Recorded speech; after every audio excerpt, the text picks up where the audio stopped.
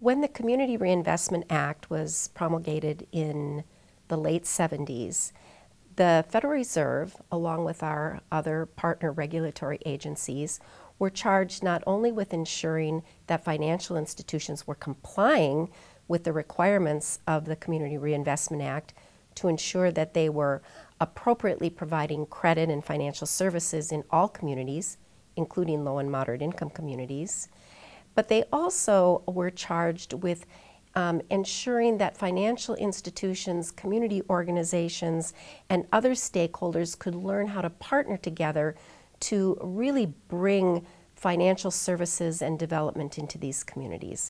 Indian country in our district, the reservations in particular, represent among the poorest of the communities across our district. And so the Community Reinvestment Act really led us to looking very deeply at the challenges and the barriers to credit and financial services in Native communities.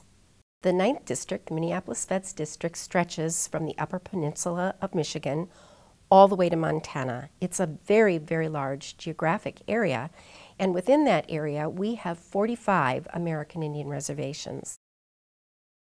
Those 45 reservations house a wide variety of tribal nations that vary significantly both culturally, their languages, their backgrounds, their history, but also in the various stages that they are at in their economic development.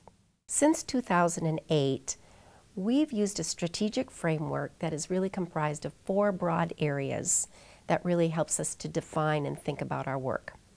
The first of these areas is governance, which includes a wide range of things such as constitutional reform and development, tribal court systems, ethics systems, so on and so forth.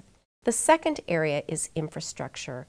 Infrastructure incorporates not only what we commonly think of in terms of physical infrastructure, telecommunications, water, sewer, so on and so forth, but more importantly for our work, legal infrastructure development and human capital infrastructure development.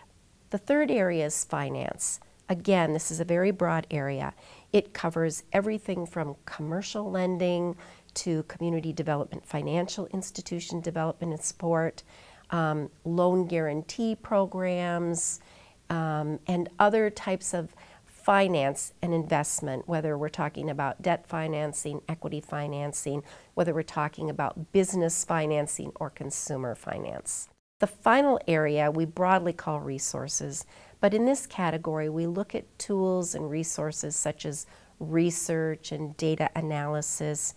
We look at technical assistance, we look at business training, we look at mentoring, financial education, asset development, and a wide variety of things that help support not only business development but economic development more broadly. Building on the foundational work of the commercial and business development Sue Woodrow has been undertaking for the last 20 years, I think we'll be able to launch into new areas focusing on Indian lands.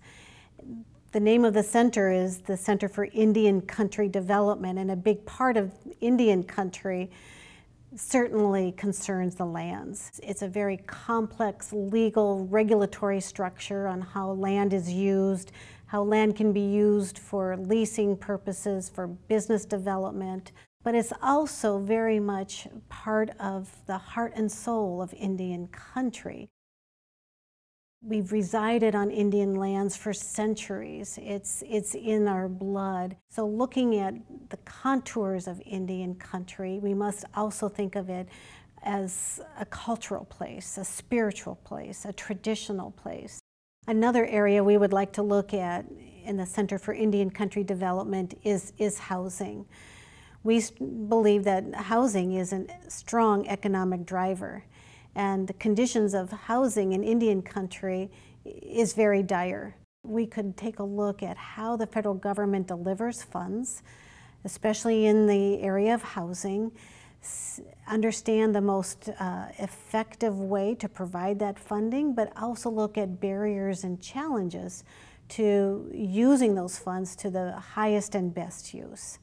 A good foundation of early childhood education leads into higher education, which can provide really strong workforce skills to support workforce development in Indian country. And what we would like to explore and examine much more closely is the ability to spur entrepreneurship through extended educational opportunities.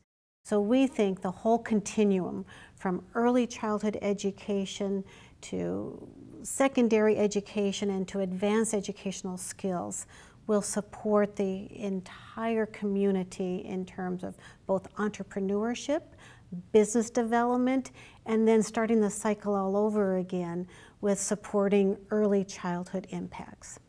I think we have a great opportunity here to help solve some problems in Indian country, to bring to bear the resources of the Federal Reserve Bank and banks throughout the Federal Reserve System, the best practices and the best thinkers around what we can do to support and enhance community development in Indian country.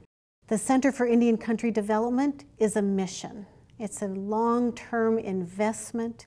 It's a long-term partnership where we are going to learn, we are going to explore, we will examine, we will help understand, and we will help apply all the best work around community development in Indian country.